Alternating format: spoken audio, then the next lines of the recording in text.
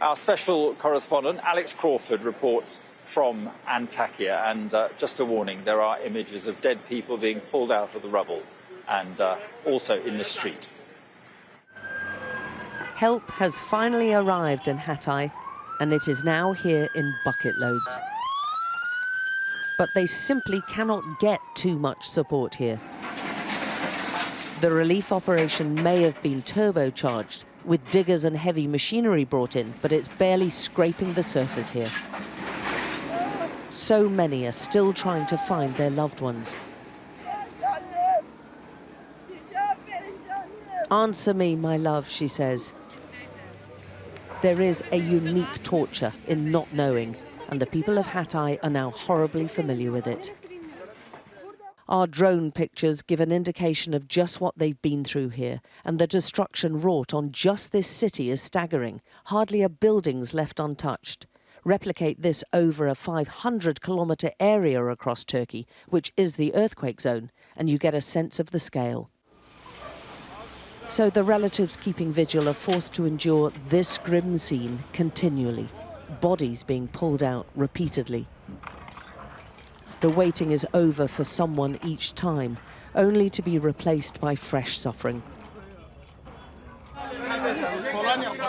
Volunteers brought van loads of donated supplies, but they seem pitifully inadequate for the crushing needs here.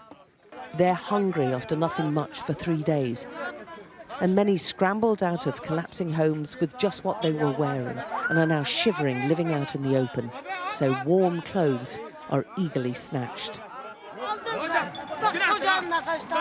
And coats are worth fighting for. They've been through a terrible trauma, and it's not over yet. What did you manage to escape with?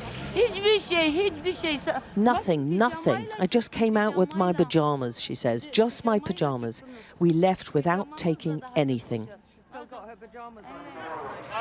They don't have time to deal with the large numbers of dead right now, so the corpses are left near where they're found. Roughly a third of quake deaths in Turkey have been recorded here in Hatay. President Erdogan has admitted mistakes were made early on, and many here in Hatay believe their relatives paid the price for those shortcomings. But the Turkish leader insists no government could prepare for a disaster this size. So Red One are going to move out first. They've been offers of help from 45 countries, but the first international search and rescue team we've seen in Hatay is a 77-strong group of firefighters from Britain. They've come with disaster skills, 4 sniffer dogs, specialised equipment and lots of hope. Do you think there is still a possibility that people can be saved at this point? There's always hope, and there's lots of evidence to suggest people in the right conditions survive for quite some time. So yeah, that's what we're here for.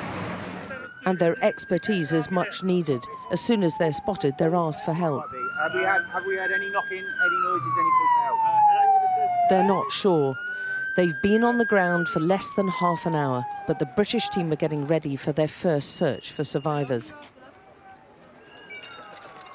The sniffer dogs are crucial, and the teams also brought seismic listening devices, concrete cutting and breaking equipment. But it won't be easy. We've got lots of information about the type of collapse, the type of survivable voids, the likelihood of people in there. We've had an indication from the dog. All we're going to do is recording all of that information now and then deciding whether to send a team here. The issue with this one is it is quite dangerous and it's going to take a long time to dig in and find out. There's no clear, precise indications that there's someone live in there at the moment. So that's still what we're searching for, so we're still looking. Their expertise is going to be absolutely critical in this condition, and it's what the area has been crying out for. Many of the residents still coming up to us complaining about how there's no mass organised coordination of this relief effort, and they don't feel there's enough specialists on the ground. Tens of thousands have been left homeless by this disaster and are now dependent on donations and desperately in search of shelter in midwinter. The numbers in need here are overwhelming. Alex Crawford, Sky News in Antakya, Hatay.